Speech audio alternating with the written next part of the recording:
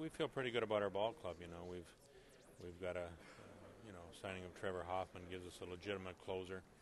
Having Giovanni Gallardo back and being healthy. He was healthy at this time last year, but we have a very good ball club that won 90 games last year, and that we're not going to replace CC. I think everybody knows that. So going into the off season, our goal was to try to.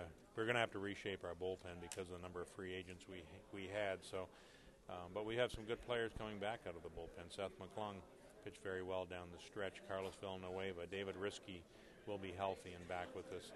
Well, Alcides Escobar, one of the best young shortstops in all of baseball. Just recently on the cover of Baseball America, and he's very close to the big leagues. The problem is he's got J.J. Hardy ahead of him. Matt Gamble was the minor league player of the year, left-hand hitting third baseman.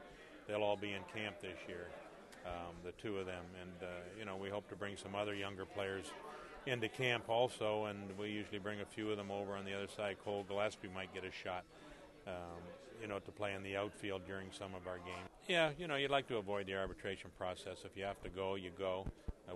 Our history is we haven't gone very often, and we still try to avoid it if we can. Because it can be confrontational.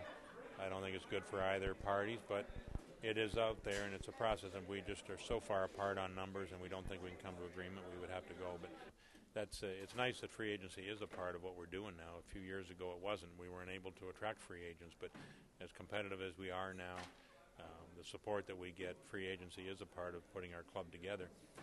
The one thing is you just don't want to go out and spend all your money in free agency. You want to keep some flexibility because, like last year, we had the flexibility to go out and get CC. We're looking at other options. The door is still open. We've had conversations with Ben's representative, but we haven't made a lot of progress with that. We're looking.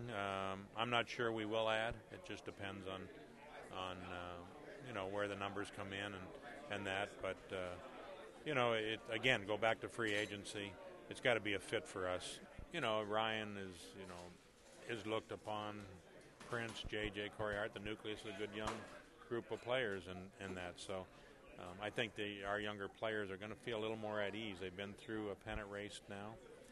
They've been through a division, a playoffs now. So I do believe that they will come in even hungrier to try to get to the next level. Yeah, it's very good. I always get that news late because they don't want me to spend the money. So I always get the attendance update a little bit later. But no, that's great. It's a credit to our fans. $3.2 million. I think it's an indication that you can see 3 or 4 years ago we weren't a club that was attracted to free agent players. We can't take the same risk that we could maybe in other years. We might have taken a risk on a player.